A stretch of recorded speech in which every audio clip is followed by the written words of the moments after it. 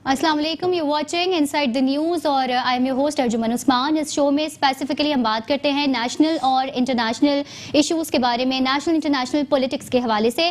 आज की जो टॉप स्टोरीज़ हैं उन्हें आप तक पहुंचाएंगे, कवर करेंगे, उन पर डिटेल एनालिसिस भी लेंगे। पैनल भी हमारे साथ मौजूद है, उन्हें भी आपसे इंट्रोड्यूस करवाएंगे। सबसे पहले आपको बताती चलूँ, आज एक बार फिर बहुत ही अफसोसनाक वाक़या पेश आया है। लाहौर में वकला गिरदी का एक और वाक़या पेश आया है। अदम बर्दाश्त इसको नहीं कहा जा सकता, बल्कि नाकाबिले बर्दाश्त वाक़या है। और पंजाब इंस्टीट्यूट ऑफ कार्डियोलॉजी पर वकला की जानिब से हमला किया गया। ना सिर्फ हमला किया गया, एक प्री प्लान्ड ओवरलुक सामने आया और हमने देखा कि इसके नतीजे में 4 जो मरीज हैं उनके जाबाहक होने की इतलात भी अब तक मौसूल हो चुकी हैं। तोड़ फोड़ भी की गई। अस्पताल के अंदर जो मुसल्ला वकला थे, डंडा बरदार वकला थे, वो दाखिल हुए और उन्होंने एहतजाज को एक नया रंग दिया। अब सवाल जो है वो ये रेज होता है कि ये जो वकला गर्दी है, जो गुंडागर्दी की जा रही है वकला की जानिब से, अगर पहले भी इस तरह के मुतादिद वाक़यात रिपोर्ट होते रहे हैं, अगर पहले ही उन पर कुछ नज़रबंदी कर ली जाती या उनको सॉल्व करने की तरफ इशू को हाईलाइट कर लिया जाता, तो आज इस किस्म का वाक़या एक बार फिर रिपोर्ट नहीं होता। आपके हमारा जो पैनल है आपको इंट्रोड्यूस उनसे करवाएंगे। हमारे साथ मौजूद हैं एडवोकेट अदील फारूकी हैं, रहनुमा पीपल्स पार्टी और पीपल्स पार्टी के लॉयर विंग्स को भी रिप्रेजेंट करते हैं, उन्हें वेलकम करते हैं। साथ ही साथ डॉक्टर अफनानुल्लाह मौजूद हैं, रहनुमा हैं मुस्लिम लीग नून के। आप दोनों ही हजरान को वेलकम करते हैं आज के शो में। सबसे पहले एडवोकेट अदील फारूकी साहब, आपसे जानना चाहेंगे, लाहौर में एक बहुत ही अफसोसनाक वाक़या आज पेश आया है। वकला गर्दी की एक ऐसी मिसाल जो कहीं नहीं मिलती। पहले भी हमने देखा कोर्ट रूम तबाह कर दिए गए थे, लेकिन आज जिस तरह से जो बेज़रर मरीज हैं उन्हें अटैक किया गया है, क्या कहेंगे आप इस पर? बिस्मिल्लाहिर्रहमानिर्रहीम। सबसे पहले तो being a part of legal fraternity, मुझे बड़ी हमदर्दी है उन लोगों के साथ जिनके लवायकीन और वहाँ जो मरीज़ थे, जो बेचारे जिनका कोई कसूर नहीं था, वो जाँ भाग हुए। और मैं समझता हूँ किसी भी अदारे के लिए, मैं खुद इसका हिस्सा हूँ, और बात यह है कि ये बड़ी, मैं समझता हूँ बदकिस्मती है हमारी कि ये दिन हमें देखना पड़ रहा है। मगर इसमें अगर आप कहें कि सिर्फ वकला पे इसकी रिस्पॉन्सिबिलिटी फ़िक्स करें, मैं किसी को डिफेंड नहीं कर रहा। जो गलत हुआ है बिल्कुल गलत हुआ है। वहाँ पे बेगुनाह लोग, जो मरीज़ जिन्होंने सफ़र किया और उनके लवायकीन ने सफ़र किया, जो उनके साथ ज़्यादती हुई, ये बड़ी बदकिस्मती की बात है और इसका एक फेयर इसकी इन्वेस्टिगेशन होनी चाहिए और जो भी इसमें लोग मुलविस हैं उनके खिलाफ कार्रवाई होनी चाहिए। मगर बदकिस्मती के साथ इसमें सबसे बड़ी जो मैं समझता हूँ रिस्पॉन्सिबिलिटी है वो मौजूदा हुकूमत की है। देखें, ये इशू कोई एक दिन का नहीं था, ये पहले से इशू एक चला आ रहा था जो वकला और डॉक्टर्स का आपस में था। इससे पहले डॉक्टर्स ने जो वकला पे तशद्दुद किया, 2 हमारे वकला जो भाई थे उसमें शदीद ज़ख्मी हुए। आज भी हमारे बहुत सारे वकला ज़ख्मी हुए हैं, जो पुलिस की लाठी चार्ज से और डॉक्टर्स की तरफ से जो तशद्दुद हुआ। मगर मैं समझता हूँ अगर हुकूमत इसको बुर्दबारी के साथ, एक जैसे रियासत और हुकूमत की एक जिम्मेदारी होती है, अगर इसको डील करती, तो मैं समझता हूँ ये आज का दिन हमें देखना नहीं पड़ता। लेकिन एडवोकेट अदील फारूकी साहब, इस तरह के वाक़यात हम देख रहे हैं कि पिछली हुकूमतों में भी होते आए हैं, लेकिन कोई वाज़े कॉन्टीजेंसी प्लान नहीं इस हवाले से सामने आ सका है। आपका ओपिनियन लेंगे। डॉक्टर अफनानुल्लाह को भी हम आज की इस गुफ्तगू का हिस्सा बनाएंगे। डॉक्टर साहब, आप क्या कहेंगे? एक ऐसा वाक़या आज पेश आया है जिसको हम अदम बर्दाश्त भी नहीं कह सकते, नाकाबिले बर्दाश्त वाक़या है, क्योंकि वकला जो कि कानून के रखवाले होते हैं, अगर उनकी जानिब से ही कानून को इस तरह से हाथ में लिया जाएगा तो अवाम is going to look up to whom, क्योंकि अवाम तो वैसे ही चक्की में पिस रही है, चाहे महंगाई हो, चाहे दीगर इशूज़ हों, और आज के इस वाक़े के बाद तो इंतहाई तज़ब्ज़ुब का भी शिकार है। क्या कहेंगे आप इस पर? देखिए, जो लॉयर्स होते हैं दुनिया में कहीं पे भी, they are man of law जी। तो कानून जो होता है वो बाज़ लोग इस तरह कर सकते हैं कि 19-20 हो जाए, 21-22 हो जाए, गलती हो जाए, लेकिन जो लॉयर्स होते हैं वो कानून के ऊपर पूरी तरह अमल दरामद करते हैं और इस पे ऊपर बड़ा उनको फ़ख्र होता है। मैं ये आपको, जो मेरे जानने वाले हैं जिन्होंने बैरिस्टर्स वगैरह बने हैं या जो बाहर से पढ़ के, मेरे बड़ा अच्छा दोस्त है कॉर्नेल से पढ़ा हुआ है लॉ, तो अब बात यह है कि हमारे मुल्क में क्योंकि पिछले 73 साल से हर चीज़ ही उल्टी चल रही है, तो ये भी एक नया काम शुरू हो गया है कि जिसके पास थोड़ी सी भी ताकत आती है वो उसका इस्तेमाल करता है। और ये खाली लॉयर्स का मसला नहीं है, ये हमारी स्टेट इंस्टीट्यूशंस का भी मसला है। जिसके पास किसी आप बंदे को लगा दें, आप साकिब निसार को आप ले लें मिसाल के तौर पे, भाई आप सुप्रीम कोर्ट के चीफ जस्टिस हैं, आपका क्या काम है आप जाके हॉस्पिटलों में घुस रहे हैं, या कभी आप कहीं जा रहे हैं, कभी आप कहीं जा रहे हैं। हम हर जो हमारा मसला ये है मिनासुल कौम के, हम अपना काम नहीं करते, हम दूसरे के काम को समझते हैं कि वो आसान है और हम कहते हैं कि हम वो वाला काम करेंगे। और यही जो है वो आज आपने देखा, हालांकि बड़े अफसोस की बात है, बिल्कुल 100% मैं इसको जस्टिफाई तो कोई कर ही नहीं सकता कि 4 लोगों की डेथ हुई है और इसकी कोई जस्टिफिकेशन नहीं है, चाहे कोई भी इसको किसी तरह भी इसको आप ट्विस्ट दे दें स्टोरी का, इसकी कोई जस्टिफिकेशन नहीं है। आप लोगों की जिम्मेदारी है उन 4 लोगों, और हॉस्पिटल पे हमला करना, चले आपकी किसी डॉक्टर से किसी के अमले से अगर लड़ाई भी थी, आपने पूरे हॉस्पिटल पे ही हमला कर दिया। इसका मतलब ये है कि आपके पास ताकत है, आप उसका नाजायज़ इस्तेमाल कर रहे हैं। एक तो चलें आपके पास ताकत थी, आप थोड़ा सोच समझ के इस्तेमाल करते, आपने उसका नाजायज़ इस्तेमाल किया। तो ये जो ये पूरा का पूरा हमारा जो है हर बड़े इदारे का और हमारी जो भी बड़ी बड़ी फ्रेटर्निटीज़ हैं या जो ग्रुप्स हैं उनका ये मसला है, और ये पूरे मुल्क में इसकी रिफ्लेक्शन नजर आती है। आप देखें रोड पे लोग बदतमीजियां कर रहे होते हैं, बड़ी गाड़ी छोटी गाड़ी पे चढ़ के, ये पूरा का पूरा हर जगह एक हमारा मसला है कहते चल रहा है। जी बिल्कुल। और एड ऑन में ये करना चाहूँगी कि जो स्टेटमेंट्स अब तक सामने आई है उसके मुताबिक कहा जा रहा है कि जो सिचुएशन थी, जो हालात थे वो इस कदर वर्स्ट हो चुके थे कि जो मरीज़ हैं उन्होंने कमरों में छुपकर अपनी जानें बचाई हैं, साथ साथ जो अटेंडेंट्स मौजूद थे उनको भी मुश्किलात का सामना करना पड़ा। तो इसकी जस्टिफिकेशन तो बहरहाल किसी तरह भी नहीं बनती। लेकिन आपसे ये जानना चाहूँगी कि किस तरह इस मसले को हम सॉर्ट आउट कर सकते हैं, मतलब जो टोटल ओवरऑल जिम्मेदारी है क्या वो वकला पर डाल दी जाए या फिर हुकूमत वक्त पर डाल दी जाए कि उनकी जानिब से कोई इस तरह की फोर्स अब तक नहीं बनाई जा सकी है जो इस किस्म के जब इश्यूज होते हैं, इस किस्म के जब हंगामे होते हैं, उन्हें कंट्रोल करने के लिए सामने आ सके। और हालात इस कदर बिगड़े, जो वजीर इत्तलात हैं पंजाब के फयाजुल हसन चौहान, उनका ये स्टेटमेंट सामने आया है कि उन्हें अगवा भी करने की कोशिश की गई। तो आप इस पर क्या कहेंगे? बात यह है, फयाजुल हसन चौहान साहब के साथ भी जो हुआ मैं उसकी भी मजम्मत करता हूँ, मगर वो एक मुतनाज़ शख्सियत है, उनके बयानात को तो मैं उस पर तबसरा नहीं कर सकता। मैं जो आपको कह रहा हूँ कि सबसे बड़ी जिम्मेदारी जो हुकूमत वक्त पे होती है, क्या उनके पास इंटेलिजेंस रिपोर्ट नहीं थी, पहले से एक वाक़या चल रहा है, वो इसको अगर अच्छे तरीके से बुर्दबारी से जो रियासत और हुकूमत का काम होता है अगर वो डील करते हैं, मैं समझता हूँ कुछ डॉक्टर्स के बड़े आज बैठ के और इधर से वकला एसोसिएशंस के जो बड़े थे बैठ के आपस में ये मामला बहुत अच्छे तरीके से हल हो सकता था। मगर आप देखें ना, जब वाक़या हो जाता है तो चले ठीक है, वकला की कोई, मैं कहता हूँ मैं जस्टिफिकेशन नहीं दे रहा इस वाक़े की, इंतहाई नामुनासिब, और मैं समझता हूँ, मैं मजम्मत करता हूँ इस तरह का जो वाक़या हुआ, चूँकि आम लोगों ने देखें जंगों के अंदर भी हॉस्पिटल्स को जो है वो और मरीजों का ख्याल किया जाता है, तो मैं समझता हूँ ये बड़ी ज्यादती हुई है। मगर इसमें रिस्पॉन्सिबिलिटी और रूट कॉज आपको देखना पड़ेगा। वो लोग जिन्होंने ये इश्तिहाल अंगेज हरकत की, एक उसमें चाहे वो डॉक्टर है, वकील है, कोई भी है, अक्रॉस दी बोर्ड एक इसकी फेयर इन्वेस्टिगेशन होनी चाहिए और उनको सजा बिल्कुल होनी चाहिए, मैं समझता हूँ। और अगर किसी भी तरफ से, किसी भी एंगल से जो है, किसी भी जो है, मैं समझता हूँ चाहे वो डॉक्टर हो या वकला हो या हुकूमत में कुछ लोग उस वक्त जो ऑन द स्पॉट मौजूद थे, लाइन आर्डर जिनको मेंटेन करने की जिनकी जिम्मेदारी थी, अगर किसी किस्म की कोताही हुई है तो उनको बिल्कुल करार वाकई सजा देनी चाहिए, सिर्फ मजम्मती बयानात की हद तक नहीं होना चाहिए। मगर इस तरह के वाक़यात के जो है वो ये भी देखना चाहिए कि किस वजह से रोनुमा होते हैं। आप देखें, चलें वकला के एक वाक़या आपके सामने आया, इससे पहले ये जो यंग डॉक्टर्स आपने देखा, कोई मरीज के साथ आया हुआ, कितनी आपके पास फुटेजेस हैं, आप निकाल के देखो, लवाइकीन को उन्होंने कितनी बुरी तरह ये मार रहे हैं और इन्होंने एक अपनी इजारादारी बनाई हुई है और अपनी मर्जी से जो है हुकूमत को भी ब्लैकमेल करते हैं, मरीजों को भी ब्लैकमेल करते हैं। मैं समझता हूँ इनके लिए भी कोई कोड ऑफ कंडक्ट बनना चाहिए। बिल्कुल सही बात है, कोड ऑफ कंडक्ट तो बिल्कुल बनना चाहिए। लेकिन डॉक्टर अफनानुल्लाह, आपसे मैं जानना चाहूँगी, जो हम बात करते हैं हर वक्त डेमोक्रेटिक राइट्स की, डेमोक्रेसी की बात करते हैं, आप समझते हैं जमहूरियत को काबिल सताइश समझकर और जमहूरियत को डिफेंड करने का ये सही तरीका है? चाहे डॉक्टर्स हों तो भी जो विक्टिम है वो अवाम है। अगर आज बात की जाए वकला की, और खबर का पस मंजर कुछ यूँ मौसूल हुआ है कि एक वीडियो थी एक वकील की जो वायरल हुई और वो फिर फ्रेटर्निटी तक जो है ट्रांसफ़र की गई और उसको इशू बनाकर एक एहतजाज का सिलसिला शुरू किया गया। ये जो एहतजाज का एक नया ट्रेंड पाकिस्तान में अब जन्म ले रहा है या ये एग्जैजरेट हो रहा है, आप समझ रहे हैं कि इसकी रोकथाम अब वक्त की अहम ज़रूरत बन चुकी है? देखिए, सबसे पहले तो ये जो बार काउंसिल है ना, जिसने ये सारा ऑर्गेनाइज किया है, उसके सदर और सेक्रेटरी को जो है इसकी मजम्मत करनी चाहिए। खाली ये कह देना कि जी वो हमारे लोग जो है पकड़ लिए उनको छोड़ेंगे, तो ये कोई बात नहीं है। पहले आप प्रॉब्लम को आइडेंटिफाई करें कि ये प्रॉब्लम है, आप लोगों से गलती हुई है, उसके बाद फिर उसकी रेक्टिफिकेशन बाद में होती है। ये इस चीज़ को जस्टिफाई करना कि वीडियो थी, देखें यंग डॉक्टर्स का भी ये ठीक कह रहे हैं कि उनके भी उतने ज़बरदस्त अच्छे काम नहीं है, उनके भी उल्टे काम काफ़ी हमने पिछले सालों में देखे हैं।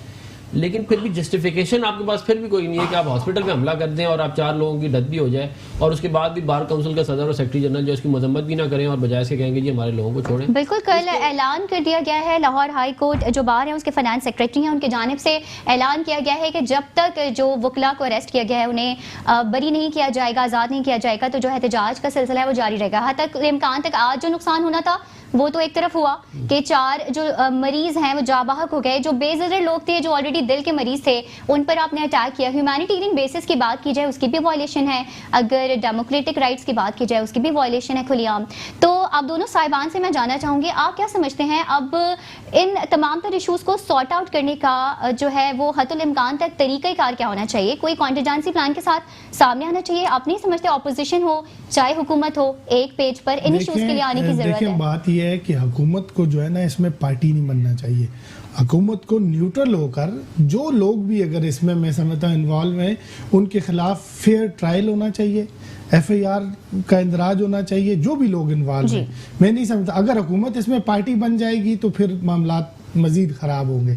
अगर इन्होंने इसको सॉल्व करना है बुर्दबारी के साथ बैठ कर दोनों जो फरीकेन हैं उनको सुना जाए और उसके अलावा जो भी एविडेंस आपको मिलता है किसी के खिलाफ, अगर उसने ज्यादती किया किसी भी सतह पे, मैं कम अज़ कम इसको डिफेंड नहीं कर सकता being a part of legal fraternity, तो मैं समझता हूँ अगर हुकूमत इसको बुर्दबारी के साथ आने वाले दिनों में अच्छे तरीके से हैंडल करती है तो ये मसला हल हो सकता है। कोई ऐसा नहीं है कि हल ना होने वाली बात। ठीक है, अदील अहमद साहब है, मेंबर सूबाई असम्बली है तहरीक इंसाफ के, उन्होंने भी हमें ज्वाइन किया है। आपको भी वेलकम करेंगे आज के इस प्लेटफॉर्म में। अदील अहमद साहब आपसे भी जानना चाहेंगे, वकलागर्दी का, गुंडागर्दी का एक और आज मुंह बोलता सबूत देखने में आया है लाहौर में और बेज़रर मरीज थे, दिल के मरीज थे जिन पर हमला किया गया है। क्या कहेंगे आप आज की इस अफसोसनाक सूरत हाल पर? जी अदील अहमद साहब आप मुझे सुन सकते हैं? हेलो जी अदील अहमद साहब आप सुन सकते हैं हमें? अदील अहमद साहब आपसे जानना चाहेंगे कि लाहौर में वकलागर्दी का आज एक और इंतहाई अफसोसनाक वाकया पेश आया है और बेज़रर दिल के मरीजों को आज अटैक किया गया है, तो इस पूरी सूरत हाल पर क्या कहेंगे आप? जी बिस्मिल्लाहिर्रहमानिर्रहीम। ये बड़ा अफसोसनाक वाकया आज रूनुमा हुआ है PIC लाहौर में और हमें देखने को मिलता है कि हमारे इस मुल्क में जितने मोतबर पेशे हैं, चाहे वो हमारे डॉक्टर्स के हों, चाहे वो हमारे वकीलों के हो, चाहे किसी और मोतबर शोबे से ताल्लुक रखने वाले लोग हों, इनकी जो यूनियंस होती हैं गवर्नमेंट कोई रिफॉर्म्स करने जाती है या कोई और बेहतरी की तरफ जाते हैं जो इनके मफादात से टकराव हो जिनका, तो उस पर ये लोग निकल आते हैं और तोड़ फोड़ करते हैं और हड़तालें करते हैं, हॉस्पिटल्स को बंद कर देते हैं। आज भी वकला का ये कोई पहला वाकया नहीं है। वकला इससे पहले भी जो है वो वकला गर्दी के बहुत सारे वाकयात हमारे सामने आए। 10 का पंजाब में भी पेश आए या सिंध में भी पेश आए। तो मेरे ख्याल से जो आज इन्होंने हरकत की है, कानून को, हुकूमत को और लॉ एनफोर्समेंट एजेंसीज को जो है वो इस पे एक्शन लेना चाहिए। जो लोग इसमें वकला देखे गए कि टीवी में वो असला भी अंदर लेकर आए और जिस तरह उन्होंने पथराव किया, जिस तरह उनकी वजह से मरीज जो है वो चल बसे, 5-6 मरीज गालिबन जो है वो जान की बाजी हार गए।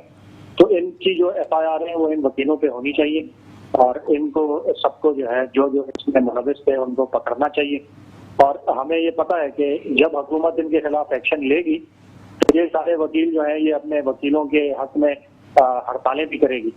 तो इन सब चीजों को मद्देनजर रखते हुए जो है वो स्ट्रेटेजाइज करना चाहिए और इन सबको सजा मिलनी चाहिए। जी अदील अहमद साहब, जाना आपसे ये भी चाहेंगे कि अब जैसे कि हमने देखा कि जो सेक्रेटरी फाइनेंस है लाहौर हाई कोर्ट बार के और सदर हैं, उनकी जानिब से वाज़ेह तौर पर कह दिया गया है कि जब तक जो वकला को गिरफ्तार किया गया उन्हें रिहा नहीं किया जाएगा, एहतजाज का ये सिलसिला जारी रहेगा। तो अब क्वेश्चन ये रेज होता है कि तहरीक इंसाफ की जो हुकूमत है इस तमाम तर मामले को किस तरह टेकअप करेगी? देखिए मेरे ख्याल से हुकूमत जो है वो कोई रियायत नहीं बरतेगी और जो इस चीज में मुलविस थे बगैर किसी ब्लैकमेलिंग के, बगैर किसी थ्रेट्स के जो है उनके खिलाफ जो कानूनी कार्रवाई उनके खिलाफ है वो होनी चाहिए। क्योंकि ये इस तरह से टॉलरेट नहीं किया जाएगा कि एक सिटिंग मिनिस्टर को जो है वो मैनहैंडल किया जाए हॉस्पिटल पे पथराव किया जाए, पुलिस वालों पे पथराव किया जाए, वकील जो है वो असला लेके हॉस्पिटल्स में घुस जाएं और जो इनका दिल करे वो ये करें।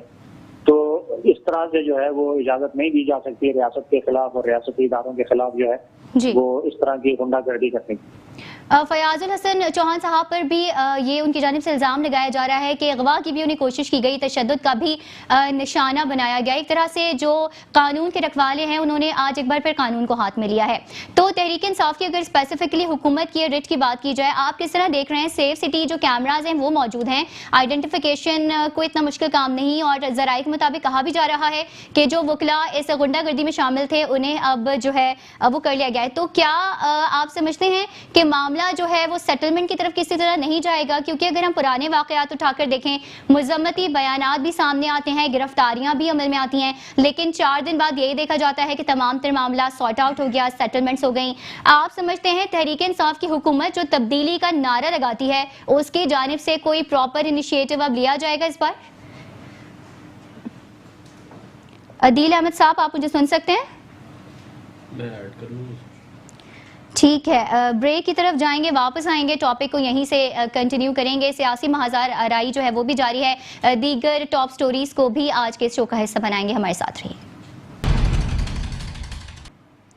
Welcome back, you watching inside the news. मैं हूं अर्जुमन उस्मान और हमारे साथ पैनल मौजूद है। एक बार फिर तारुफ करवा देते हैं, एडवोकेट अदील फारूकी साहब हमारे साथ मौजूद हैं, पीपल्स पार्टी को रिप्रेजेंट कर रहे हैं, और डॉक्टर अफनान उल्लाह भी मौजूद हैं, रहनुमा मुस्लिम लीग नून से। साथ ही साथ टेलीफोन कॉल पर हमारे साथ जो है अदील अहमद साहब मौजूद हैं, जो हैं सूबाई असम्बली के मेंबर तहरीक इंसाफ के। बात हो रही है आज लाहौर में पेश होने वाले अफसोसनाक वाक़े के हवाले से। वकला गर्दी का एक इंतहाई अफसोसनाक वाक़या पेश आया। आप कॉमेंट करना चाह रहे थे ब्रेक से पहले? मैं थोड़ा सा रिस्पॉन्ड करना चाहूँगा। देखें, बात यह है कि मेरी मीडिया से भी ये गुजारिश है, बहैसियत आप इसको मजमूई अगर देखें, पूरे जो लीगल फर्टर्निटी है आप उसको ब्लेम नहीं कर सकती।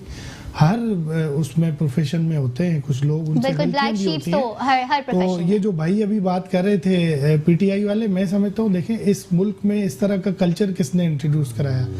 एक एसपी को आपने देखा था, एसपी इस्लामाबाद के साथ जो इन्होंने हशर किया, आज ये कह रहे हैं जी कि रियासती अदारों पे इन्होंने हमला किया। आपने तो जो हमले किए थे या जो आपकी रिकॉर्डिंग्स है, मैं उसमें नहीं जाना चाहता आपके आज के दिन। कहने का मकसद ये है कि इनको इन सारी चीज़ों के बावजूद भी आप बेल आउट नहीं कर सकते, क्योंकि जो हुकूमत होती है ये सारी रिस्पॉन्सिबिलिटी अल्टीमेटली उस पर आती है। देखे ना, ये वाकया हुआ क्यों, इस नैज पे क्यों चले गए, इनकी लॉ एनफोर्सिंग एजेंसीज कहाँ थी, इनकी पुलिस कहाँ थी? इतनी तादाद में अगर बार काउंसिल से वकला निकल कर जाते हैं तो वहाँ पर क्या ऐसे हालात बने? इन चीज़ों की भी इन्वेस्टिगेशन। और एक और बहुत बड़ा क्वेश्चन रेज होता है, जो पहले भी होता रहा है इस किस्म के वाकयात के बाद, के आखिर ये जिस तरह की एग्रेशन पाई जा रही है डॉक्टर्स में, वकला में, आखिर पता तो चले कौन से इंस्टीट्यूट हैं जहाँ से निकल रहे हैं, क्योंकि लाइसेंस अनलाइसेंस काफ़ी इंस्टीट्यूट्स भी अब बनने लगे हैं। तो आपको नहीं लगता ये भी एक चेक एंड बैलेंस जरूरी है? बिल्कुल है, हमारे माशरे में पूरा एज अ होल में बात करूँगा मैं, अदम बर्दाश्त, आजकल आप देखें ना जिस तरह की सूरत हाल है, मगर इन सारी चीज़ों के बावजूद हम जो है इस तरह के वाकयात को कभी भी ना डिफेंड कर सकते हैं, ना हम उसकी कोई जस्टिफिकेशन पेश कर सकते हैं।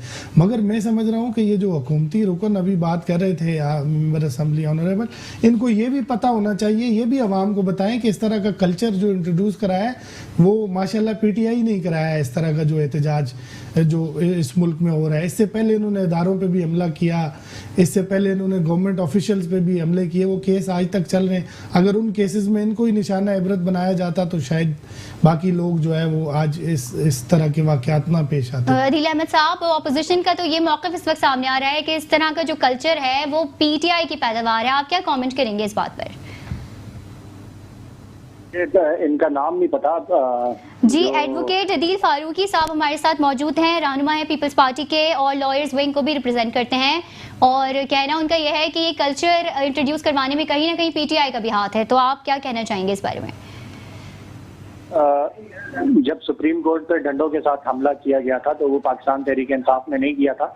जज को जो है वो वहां से भागना पड़ा था जान बचाकर। इसी तरीके से ऑपोजिशन पाकिस्तान मुस्लिम लीग नून और पाकिस्तान पीपल्स पार्टी जो एक दूसरे के खिलाफ केसेस बनाती थी और एक दूसरे को गालम गलोच ये करते थे और एक दूसरे से हमले करवाते थे, वो पाकिस्तान तहरीक इंसाफ ने नहीं किए थे। जिस वाक़े की तरफ ये इशारा कर रहे हैं वो 30 अगस्त का गालिबन वाक़या है, जिसमें रियासती दहशतगर्दी जो है वो पीटीआई के कारकुनों के खिलाफ की गई थी, जिसमें पीटीआई के कारकुनों पर फायरिंग की गई थी, जिसमें पीटीआई के कारकुनों पर शेलिंग की गई थी और जिसमें जो है वो शहीद जो है वो 6 से 7 कारकुन जो है वो शहीद भी हुए थे उस रात। तो इनको जो है वो इस पर बात करने से पहले उन लोगों पर जो रियासती दहशतगर्दी की गई थी उसका भी इनको जिक्र करना चाहिए। और जब आप इतने सारे वर्कर्स पर शेलिंग करेंगे, उन पर डंडे बरसाएंगे, उनको शहीद करेंगे, तो इन रिटेलिएशन जो है वो कुछ न कुछ जो है वो होता है। तो ये उस पूरे वाक़े को याद करें बजाय किसी पर जो है वो इल्जाम तराशी करने के। तो जो कल्चर सियासी अदम बर्दाश्त का, सियासी इल्जाम तराशियों का और इदारों पे हमला करने का, वो इन दोनों जमातों ने पाकिस्तान में शुरू किया। उस वक्त पाकिस्तान तहरीक इंसाफ जो है वो हुकूमत में नहीं थी।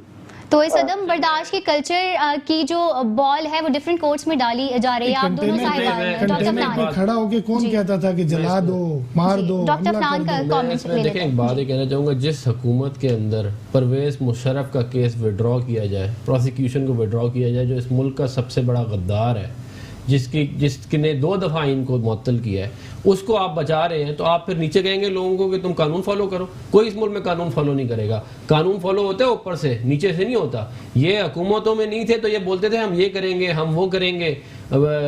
जापान में पुलिस का निजाम इस तरह का है, नॉर्वे में लेकिन doctor sorry to interrupt you, आपको नहीं लगता हुकूमत में आए हैं तो अपनी कहानी और सुनाती है इन्होंने, बिल्कुल ही। जो भी हुकूमत में होता है दावे तो उसकी जानिब से बारहा तौर पर किए जाते हैं। नहीं, बात दावों की नहीं है, बात ये है कि मैं ये कहता हूँ कि मैं मोटरवे बनाऊंगा, मैं मेट्रो बनाऊंगा, सही है ना, मैं हॉस्पिटल बनाऊंगा, और मैं हुकूमत में कहूँ मैं तो ऐसे ही कहा था, मैं तो मतलब कोई ज़मीन आसमान का होना चाहिए ना। 19-20 ये तो बिल्कुल 180 डिग्री यू टर्न है। आप मुझे बताएं 6 महीने का कराची का प्लान था, कराची साफ करेंगे, पानी का मसला हल करेंगे, रोड सही करेंगे, लंबी चौड़ी कहानी, वादे आप इनके सुनते, और आज आप इनको देखें ये कहीं अपने हलकों में नहीं नजर आते।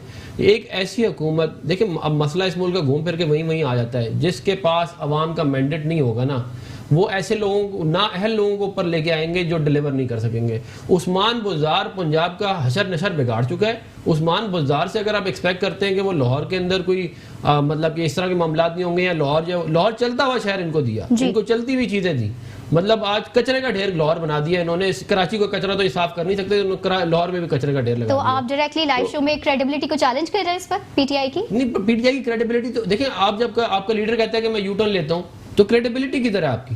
There is no credibility.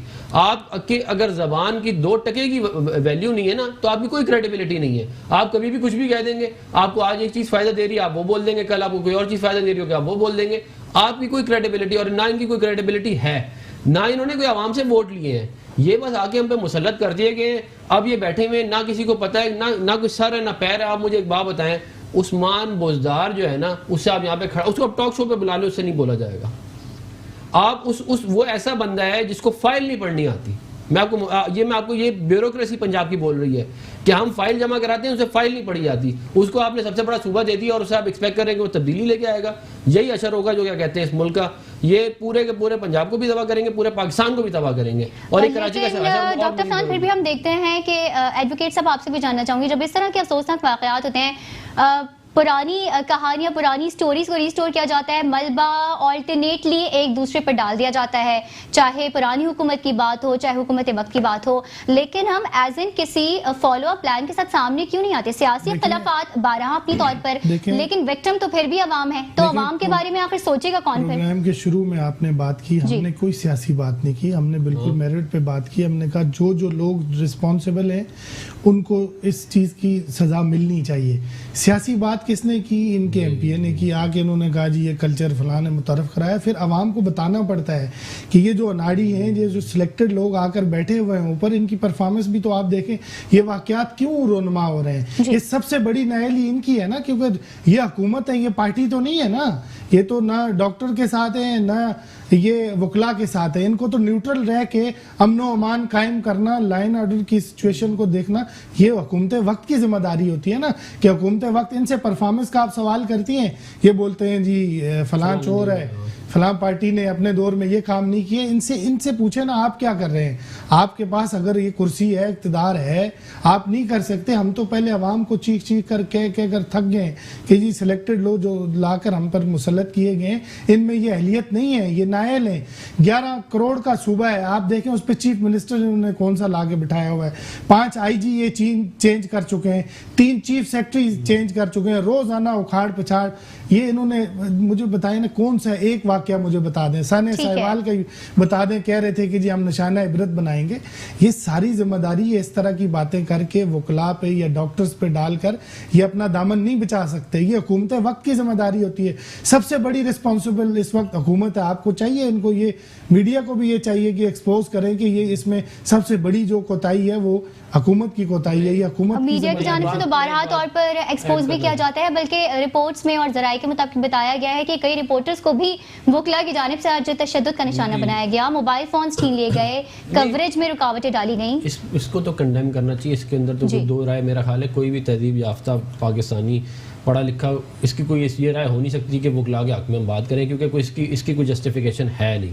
लेकिन आप मुझे एक बात बताएं, क्या इस मुल्क के स्टेट के इदारे फैज़ाबाद में धरने नहीं कर रहे थे जब पूरा आपने इस्लामाबाद बंद कर दिया था? क्या इस मुल्क के स्टेट के इदारों ने हुकूमत को डिस्टेबलाइज करने की पिछले हुकूमत ने कोशिश नहीं की थी? मुसलसल 5 साल आपने डिस्टेबिलिटी क्रिएट करी। आज आप जब बात करेंगे ना रूल ऑफ लॉ की, कोई आपको आपकी बात नहीं मानेगा।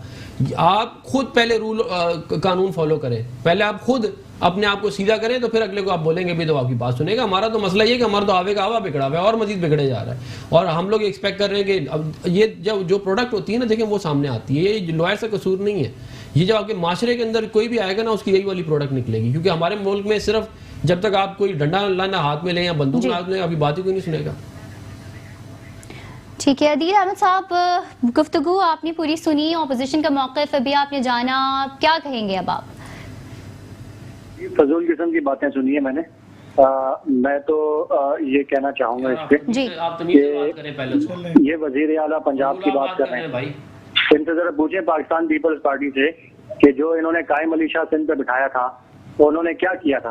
वो तो जुनैद की वफात पर किसी और काम देते थे, किसी होश में नहीं होते थे। उन्होंने जो बलूचिस्तान में नवाब असलम अली को बिठाया था, वो क्या बिल्कुल अदील अहमद साहब का मौक़िफ़ लेते हैं, आप दोनों साहिबान की तरफ भी आएंगे। उनकी जो क्रेडिबिलिटी थी वो सबके सामने थी। इनके जो अभी नामुराद जो इन्होंने बिठाया है सिंध में, जिनका सिर्फ GITO के अलावा और कहीं नाम नहीं आता, GITO में जिनका नाम आता है हमेशा शह सुर्खियों में, तो उनकी परफॉर्मेंस आप सिंध में, इनकी 12 साल से गवर्नमेंट है, आप उनकी सिंध में परफॉर्मेंस देख लें। पंजाब की अगर मैं CM की परफॉर्मेंस आपको बताना जरूर हो, आपको ये प्रोग्राम कम पड़ जाएगा। नैब की 20 सालों में जो रिकवरी है 324 अरब रुपए, जो पंजाब के एंटी करप्शन डिपार्टमेंट की पिछले 15 महीनों में रिकवरी है 124 अरब रिकवरी की है इन्होंने। 1 लाख एकड़ अराजी जमीन जो है वो इन्होंने कब्जा माफियों से, इन्हीं कब्जा माफियों से, नून लीग और पीपल्स पार्टी के MLA कब्जा करके बैठे। अदील अहमद साहब आपके मौक़िफ़ जानते हैं जी, डॉक्टर अफनान क्या कहना चाह रहे हैं आप? कहना चाह रहा हूँ, पहले तो इन्होंने ये खुद फजूल एक तो बात भी कर रहे हैं, खुद जाहिल आदमी भी हैं, इनको पता ही नहीं है क्या बोलना है। आप ये बताएं कि 7 साल में आपने क्या किया है भाई KPK में? वहाँ पे दूध और शहद की नहरें पार्लिमानी ज़बान का जो है वो इस्तेमाल इट्स नॉट गुड इनफ, क्योंकि हम बात कर रहे हैं इस वक्त एक ऐसा, वो ना सिर्फ एक ऐसा इशू है जो लॉ से रिलेटेड है, बल्कि डेफिनेटली एक ऐसा इशू है जिसने ह्यूमैनिटेरियन बेसिस की भी खुलेआम वॉयलेशन की है और काफ़ी लोग जाबहक भी हो गए हैं। बहुत ही अफसोसनाक वाक़या है जो पेश आया। तीनों साहिबान हमारे साथ मौजूद हैं, इनका मौक़िफ़ एक बार फिर से शामिल करेंगे। ब्रेक के लिए कहा जा रहा है, ब्रेक पर जाते हैं, वापस आते हैं और गुफ्तगू का आगाज़ यहीं से करेंगे। आप हमारे साथ रहिए। वेलकम बैक जी, आप देख रहे हैं प्रोग्राम इनसाइड द न्यूज़ और ब्रेक से पहले हम बात कर रहे थे आज लाहौर में होने वाले अफसोसनाक वाक़े के हवाले से। एक बार फिर वकला गर्दी का बदतरीन मुजाहरा किया गया। 4 से 4.5 घंटे तक ये जो अदम तशद्दुद का जो सिलसिला था वहाँ पर जारी रहा, तोड़ फोड़ की गई है। लेकिन इस वक्त हमें देखना यह है कि जैसे जैसे वक्त आगे गुजरेगा तो फिर पता चलेगा कि कोई असेसमेंट रिपोर्ट सामने आएंगी या नहीं, या फिर माजी की तरह ये वक्त भी जो है धूल की तरह और ये उड़ जाएगा और किसी किसी भी किस्म का कोई कॉन्टिजेंसी प्लान अब भी सामने नहीं आ सकेगा। प्रोग्राम को आगे बढ़ाते हैं, बात करेंगे पीपल्स पार्टी के हवाले से। Day of celebration for Peoples Party और साबिक सदर आसिफ जरदारी को तिब्बी बुनियादों पर उनकी जो जमानत है वो मंजूर कर ली गई है। सबसे पहले कमेंट ले लेते हैं एडवोकेट अदील फारूकी साहब से, क्या कहेंगे आप? जी, हम बड़ा शुक्र अदा करते हैं परवरदिगार का कि आसिफ अली जरदारी साहब को बेल मिली है और जेन्युइनली वो बीमार भी हैं, उनकी तबीयत ख़राब है और अदालत के भी हम शुक्रगुजार हैं। मगर मैं समझता हूँ कि आप ये पूरी सीरियल देख लें, जितने फैब्रिकेटेड इन्होंने केसेस बनाए हैं, जितने रेफरेंसेस बनाए हैं इन्होंने नैब से गठजोड़ करके, FIA से गठजोड़ करके। आपने देखा, आप एक हफ्ता पहले देखें वो जो मेमन साहब थे FIA के हेड, उन्होंने जब रिज़ाइन किया तो फिर किस तरह की रिपोर्ट्स बाहर आई। इनके पास कोई चीज़ नहीं है हमारे खिलाफ। सारे इन्होंने जो है केसेस, जितने लोग भी हमारे अभी भी अंदर हैं उनके खिलाफ कोई इनके पास जो है ना वो बस ऐसे ही फैब्रिकेटेड केसेस इन्होंने बनाए हुए। इंशाल्लाह सब जो है बरी होंगे, सिर्फ बेल पे बाहर नहीं आएंगे, सारे लोग इंशाल्लाह बरी भी होंगे आगे चल के, आप देखेंगे। तो पीपल्स पार्टी के खिलाफ जो एक एहतसाब इन्होंने यकतरफा या नून लीग के खिलाफ शुरू किया हुआ है, क्योंकि ये डबल स्टैंडर्ड इस हुकूमत के हैं। इनका पैमाना अपने लोगों के लिए कुछ और है और अपोजिशन के लिए कुछ और है। ये जो मकासद हासिल करना चाहते थे, ब्लैकमेल करके हमें इस तरह डरा के, रेफरेंसेस बना के, इनको नहीं पता कि पाकिस्तान पीपल्स पार्टी और इसकी क़यादत ने इस मुल्क में हमेशा डिक्टेटरशिप का मुकाबला किया और इनसे भी बड़े बड़े लोग आए जो यहाँ बड़े दावे करते थे। आज देखें वो कहाँ पहुँचे हुए। और पाकिस्तान पीपल्स पार्टी अल्हम्दुलिल्लाह आज भी चारों सूबों में, गिलगित बल्तिस्तान और आज़ाद कश्मीर में मौजूद है और आइंदा भी रहेगी जब तक ये हमारा पाकिस्तान है, इंशाल्लाह रहती दुनिया तक रहेगा। और इसी तरह हमारे जो बाकी लोग हैं जिनके खिलाफ इन्होंने केसेस बनाए हुए हैं, अभी पहले ये साहब बात कर रहे थे, मैं कह रहा हूँ, कह रहे 24 अरब की हमने रिकवरी की है। मुझे कोई एक बंदा तो बताए पीपल्स पार्टी का जिससे आपने कोई पैसे लिए हों। आपने इससे पहले कितने केसेस आप देखें चल रहे हैं कोर्ट्स में। हम बड़े एहतराम करते हैं अपनी अदालतों का और हमारे ऊपर पीपल्स पार्टी ने कभी भी जो है वो अदालतों के ख़िलाफ़ कोई बात नहीं की। जितने भी केसेस बने हैं हमने बड़ा खंदा पेशानी से हमने जाकर उनको फेस किया। हालांकि एक बड़ी अदालती तारीख भी है, मैं उसमें नहीं जाना चाहता, जो हमारे साथ ज़्यादतियाँ हुई हैं, मगर इसके बावजूद भी मैं अल्लाह का शुक्र अदा करता हूँ। और आसिफ अली जरदारी साहब बाहर आए, वो सेहतयाब होंगे इंशाल्लाह। फिर आप देखेंगे कि इस मुल्क की सियासत में एक चेंज आएगा, क्योंकि वो सीनियर बुर्दबार ठीक है, वो फिर और सियासत का हिस्सा बने जा रहे हैं या नहीं, ये तो हम जानेंगे एडवोकेट साहब से। डॉक्टर अफनान, आप क्या समझते हैं, जैसे ही ये वाला सिलसिला सामने आया और साबिक सदर जो है तिब्बी बुनियादों पर उन्हें जमानत ग्रांट कर दी गई, बड़ा ही कॉन्ट्रोवर्शियल बयान सामने आया है बिलावल भुट्टो जरदारी साहब का। कहते वो ये हैं कि साबिक सदर आसिफ अली जरदारी शिकारी हैं और खिलाड़ी का शिकार करेंगे। किस तरह देखेंगे आप उनके इस बयान? देखिए, ये तो सियासी बयान है, इसको सियासत में ही देखना चाहिए, तनाजुर में रखना चाहिए। और ज़ाहिर है PTI का और पीपल पार्टी का जो है पॉलिटिकल जो है वो मुकाबला तो रहेगा पाकिस्तान में, तो इसको इस तनाजुर में ही रख के देखना चाहिए, इसके अलावा नहीं देखना चाहिए। जहाँ तक बात आसिफ अली जरदारी साहब की सेहत की है, देखें सेहत का मामला किसी का भी हो, चाहे वो आसिफ अली जरदारी साहब हो या कोई भी हो, उसके ऊपर अगर अदालत उनको जो है वो रिलीफ दे रही है तो इसमें कोई बुराई नहीं है। और अदालत में जाके अगर आप अपना केस प्लीड करें और अगर वो आपको दे रही है तो बिल्कुल ठीक है। इसके ऊपर PTI बार बार सियासत करती है, वो कहते हैं कि जी हम NRO नहीं देंगे, हम ये नहीं देंगे, हम फलाना। ओ भाई, आपके हाथ में है ही कुछ नहीं। पाकिस्तान में तो वैसे भी कल्चर है बयानात पे सियासत करने का। नहीं, आपसे कराची का कूड़ा उठा लें आप, फिर आप किसी और को NRO दे दीजिएगा। आपसे कराची का कूड़ा उठता नहीं है, आप NRO देने के लिए आप निकले हुए, आप खुद NRO लेके हुकूमत में आए, आपको क्या कहते हैं। ये इनको ये भी नहीं पता कि NRO की हिस्ट्री क्या है, इसकी क्या था या क्यों था। बस वो एक नारा बना लिया है और उसमें सब बोले जा रहे हैं, वही रिपीट वही ऊपर इमरान खान तक शुरू करते, नीचे बाकी सारे वही शुरू हो जाते हैं। तो ये लोग इमेच्योर है, कहते हैं एक बिहेवियर है जो आप देखते हैं अक्रॉस, या कहते हैं डिफरेंट अपना पार्लियामेंट्स जो इनके जितने भी पार्लियामेंटेरियन है। तो अब लेकिन उम्मीद की जा सकती है कि ये आगे कुछ बेहतर होगा। वैसे लग तो नहीं रहा है, कहते हैं जो हालात अभी इस वक्त मुल्क के इकॉनमी के या बाकी सारे हालात अगर आप देखें, तो मेरा ये ख्याल है कि नए इलेक्शन अगर इस मुल्क में हों, वो लोग इस मुल्क में ऊपर आएँ जो इस मुल्क के एक्चुअल नुमाइंदे हैं, तभी इस मुल्क के मसाइल हल होंगे, वरना और मजीद हालात ख़राब होते ठीक है। अदील अहमद साहब, आपका मौक़िफ़ भी जानेंगे। साबिक सदर आसिफ जरदारी को तिब्बी बुनियादों पर जमानत फाइनली ग्रांट हो गई है और बिलावल भुट्टो जरदारी का एक बयान भी सामने आया है। कहते हैं कि साबिक सदर आसिफ अली जरदारी शिकारी हैं और खिलाड़ी का शिकार करेंगे। क्या कहेंगे आप उनके इस बयान पर? देखें, सबसे पहले तो मैं उस पर रिस्पॉन्ड करूँगा। ये गालिबन इन्होंने कहा कि कराची का कचरा उठा लें। ये मुझे नहीं पता कि ये पीपल्स पार्टी वाले भाई ने कहा है या दूसरे एडवोकेट साहब ने कहा है। एडवोकेट अदील फारूकी ही रिप्रेजेंट कर रहे हैं रहनुमा पीपल्स पार्टी को, और डॉक्टर अफनानुल्लाह हैं जो रिप्रेजेंट कर रहे हैं इस वक्त रहनुमा मुस्लिम लीग नून है वो। उनकी जानिब से ही कहा गया है कि आप पहले कराची का कचरा जो बारहा तौर पर दावे किए गए थे, एक टाइम फ्रेम भी डिसाइड किया गया था, प्रेस कॉन्फ्रेंस भी हुई थी कि कराची का जो कचरा है वो एक टाइम लाइन में साफ कर दिया जाएगा, लेकिन आउटकम कुछ देखने में तो नहीं आया उसके बाद। वो तो स्टोरी भी इट्स लेफ्ट बिहाइंड नाउ।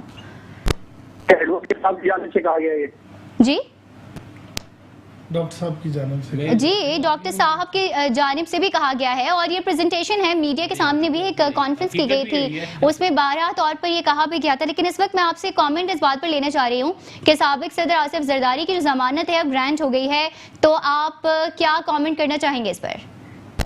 पहले रिस्पॉन्ड करूंगा कि जो एडवोकेट साहब ने कहा कि कराची का कचरा उठा लें हम, तो इनसे जरा पूछें कि एडवोकेट साहब ने नहीं कहा है, डॉक्टर अफनान अदील साहब, अदील अहमद साहब। एडवोकेट साहब ने अगर कानून की किताबें पढ़ी हैं तो उन्होंने 18वीं तरमीम भी पढ़ी होगी। अदील अहमद साहब सॉरी टू इंटरप्ट यू, किताब खोल के पढ़ी हो तो उसमें इन्होंने ये भी इनको पता होगा कि जिस सूबाई हुकूमत में जो हुकूमत सूबे में होती है, सूबाई हुकूमत की जिम्मेदारी होती है बल्दियात का निजाम, सूबाई हुकूमत की सारी जिम्मेदारी होती है तालीम, सेहत, रोजगार और इन चीजों की। लेकिन बारहा उनका कहना अदील अहमद साहब का ये है कि ये तो सूबाई हुकूमत की जिम्मेदारी है, पीटीआई क्या करेगी कराची का कचरा उठा के? पार्टी की जिम्मेदारी है। जिस जिम्मेदारी को पूरा करने के लिए इन्होंने बल्दियात से इख्तियारात लेकर Sindh Solid Waste Management Board के नाम से एक इदारा कायम किया और हर साल 5 अरब का बजट उसको देते रहे, और उस इदारे की कारकर्दगी। ठीक है अदील अहमद साहब, डॉक्टर अफनानुल्लाह कुछ ऐड करना चाह रहे हैं? जी जी डॉक्टर साहब। कहना चाहूँगा कि ये जो बात कह रहे हैं ना 18वीं तरमीम वाली, ये इमरान खान साहब कहते थे जब हुकूमत में नहीं थे कि ये पंजाब की हुकूमत जो है खुद अपनी बिजली क्यों नहीं प्रोड्यूस करती। आपको याद है ये वाली बात उन्होंने की थी,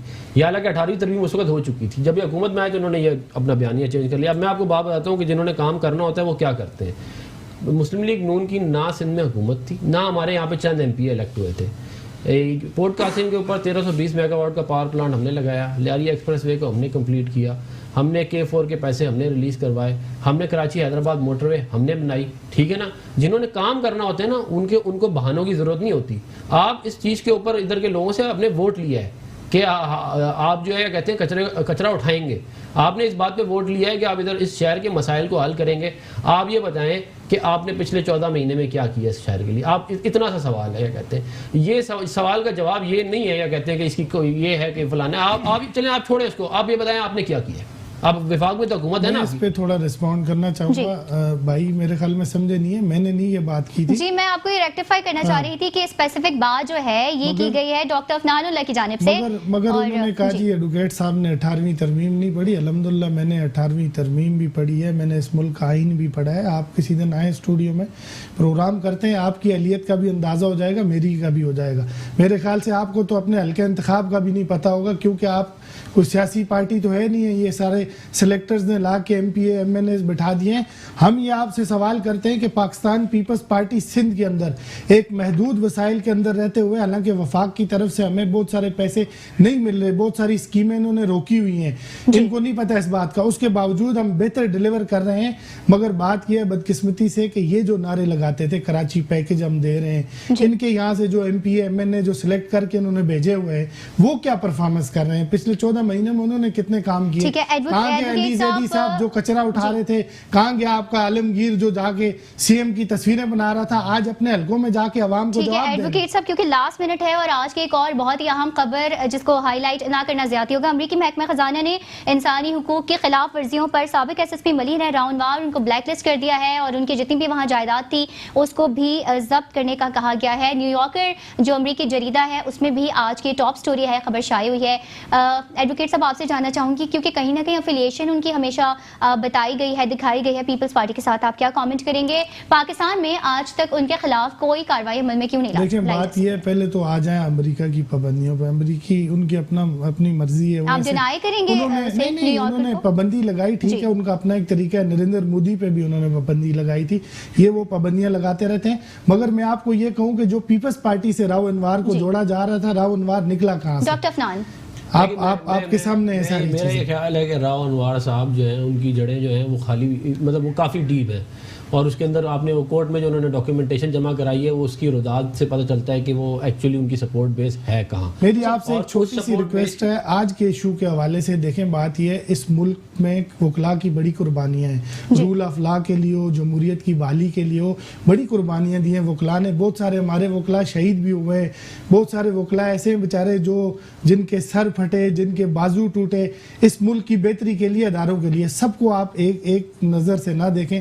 ये जो आप वर्ड यूज़ कर रही हैं कि वकला गर्दी, गुंडा गर्दी, थोड़ा सा कम अज़ कम मैं समझता हूँ मीडिया को भी एक इम्पार्शियल रहकर, हम कहते हैं जहाँ गलती हुई है, जहाँ खराबी है, उसको हम बिल्कुल we are actually not blaming any fraternity, लेकिन बस ये डिफरेंस होना चाहिए। हुकूमत वक्त से अपील यही है इस अफसोसनाक वाक़े के बाद कि जिस तरह से आज कानून की खिलाफ वर्जी की गई है, कानून को हाथ में लिया गया, कोई अप्रोप्रिएट एक्शन डेफिनेटली हमें लेना चाहिए। आज के हाईलाइटेड स्टोरीज थी, हमने कोशिश किया उन्हें कवर करें और उन पर डिटेल एनालिसिस लें अपने एक्सपर्टीज से और उनका मौक़िफ़ भी आप तक पहुँचाएँ। एडवोकेट अदील फारूकी साहब, रहनुमा पीपल्स पार्टी, हमारे साथ मौजूद है। आपका बहुत शुक्रिया, आपने हमें कीमती वक्त दिया। डॉक्टर अफनानुल्लाह, आपका भी बहुत शुक्रिया फॉर योर प्रेशियस टाइम। साथ साथ सूबाई मेंबर है असम्बली तहरीक इंसाफ के अदील अहमद साहब, आपकी प्रेजेंस का भी बहुत शुक्रिया। इसके साथ ही अर्जुमन उस्मान को आज के इस प्लेटफॉर्म से इजाज़त दीजिए। अल्लाह ने के बाद।